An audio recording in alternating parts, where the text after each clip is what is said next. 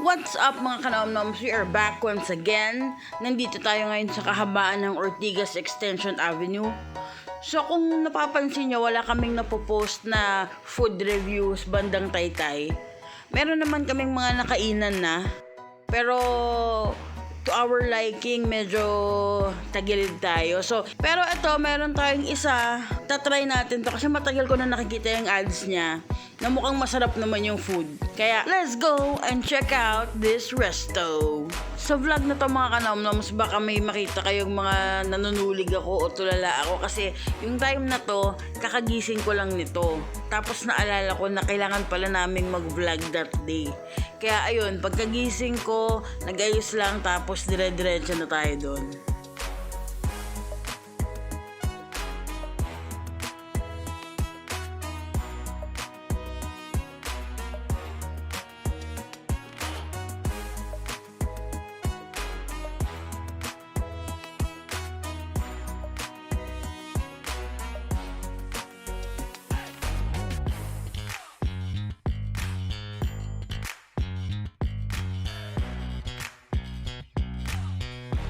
Milky strawberry shake, 120 pesos. Peach mango, 90 pesos. Buy one take one tacos, 150 pesos. Ang laki.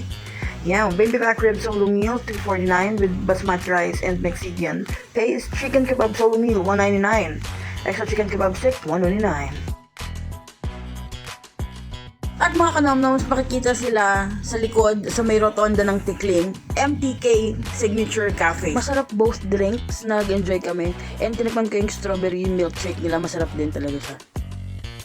Chicken kebab stick na naging solo order ng meal, pero kwento ko mamaya. Mga kanomnoms, good job sa MTK Signature Cafe kasi yung Mexican paste nila, hindi kagad nila hinalo sa basmati rice. Kailangan kung ikaw na maghalo nun kasi baka yung iba hindi gusto or what. So, good job yun na yun yung ginawa nila. Solo meal ng baby back ribs with basmati rice and Mexican paste. Well, more on baby back rib kasi isa lang siya. So, medyo may sarili akong mundo dyan mga kanomnoms. Kung titignan nyo, mukha pang bagong gising. Pero, let's go! Kailangan natin mag-review ng food. Mga kanomnoms, isang comment lang namin ni Direct dito sa sa chicken kebab meal. Wala siyang kasama o hindi sila nagpo-provide nung parang garlic mayo sauce. Alam niyo yun? Or yung parang spicy na sauce na nilalagay pag sa mga kebabs. So, hindi yun kasama. Sabi nila kasi for the whole chicken lang daw yun binibigay. Sayang. Pero kasi, yung chicken naman, masarap naman siya, kaya lang medyo dry. Hindi siya ganun ka-juicy and moist. Dito kami nagulat ni Direk. Ang laki ng tacos nila na buy one take one. As in, ang laki talaga. Kaya lang kasi, yung tacos na nakuha ko, medyo nadurog na siya kasi ang tagal nang nakastay put doon na ang daming, yung ingredients na nasa loob. So, nag-soak na siya. Tapos, masaya sana kung yung pagka-slice ng cabbage mas manipis, tsaka hindi ganun kahaba. Kasi medyo mahirap na siyang nguyain. Tsaka, na-overpower na nung mga gulay yung meat. Yun. Pero for sure, babalik kami ni Direk dito. And with that being said, let's do our food ratings. We will rate the peach mango drink with Yakult a 4 and the strawberry milkshake as a 4.3. As for the tacos, we will rate that as a 3.8. But it's good, pero 3.8, sobrang dami ng gulay. Mas marami yung gulay talaga. For the chicken kebab, we will rate that as a 3.8 as well. And of course, the baby back rib. Yung baby back rib para sa akin, para sa amin, we will rate that as a 4.2. So, good job.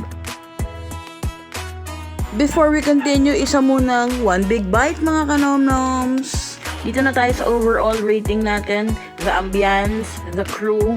Maliit lang yung pwesto nila guys, pero meron CR, tapos sobrang funny yung crew, nakakatuwa sila.